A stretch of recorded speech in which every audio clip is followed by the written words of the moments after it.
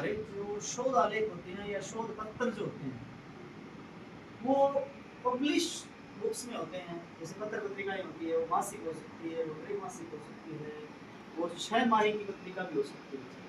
पर जो हमारे शोध पत्र पब्लिश होते हैं उसके लिए हमें ध्यान ये रखना चाहिए कि शोध पत्र उस पत्रिका में पब्लिश हो जिसके IISN नंबर जारी, यानी कि भारत सरकार से एक नंबर जारी होता है जिसको ऑथेंटिकेशन होता है। इसमें अगर कोई लेख, कहानी या कोई आपकी विधा पब्लिश होती है तो ऑथेंटिक मानते हैं। इस सबसे बड़ा इसका, जैसे अपने राजस्थान की पत्रिका है, अगर आपको पता हो, जागती ज्योत एक पत्रिका है। जागती ज्योत पत्रिका है और राजस्थानी भाषा साहित्य एवं संस्कृति अकादमी बीकानेर से प्रकाशित होती है। और ये पत्रिका, इसकी एक खास बात ये है कि ये हमारी जो मातृभाषा है राजस्थान उसी में पब्लिश होती है।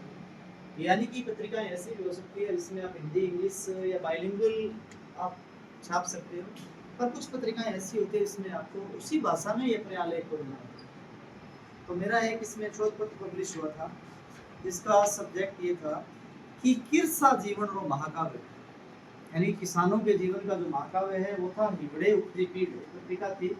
उसके ऊपर ये शोध आलेख लिखा गया था। अभी हमारे राजस्थानी साहित्य अकादमी से सम्मानित कवि हैं और कथाकार भी हैं राम स्वरूप किसान।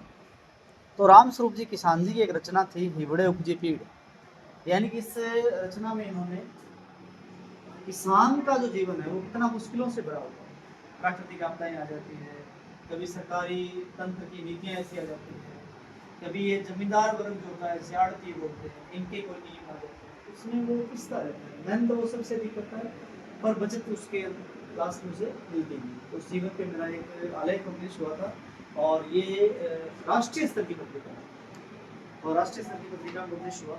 और दूसरा मेरा एक शोध पत्र था किसान जी के ऊपर था कि राम स्वरूप जी किसान जी के राजस्थानी साहित्य, इसके अंदर इन्होंने विभिन्न समस्याओं को उठाया हुआ है और ये पत्रिका थी राजस्थली जनरल नाम से थी। इसमें भी एक शोध आलेख पब्लिश हुआ है। और अभी हाल ही में हमारी जो डाइट्स होती है, प्रत्येक जिले की डाइट होती है, उस डाइट के अंदर मानवेड़ जिले की डाइट है, उस डाइट ने एक पत्रिका पब्लिश की थी, उसका नाम था भटनेरिका, यानी कि भटनेर दुर्ग के ऊपर उन्होंने पत्रिका पब्लिश की थी।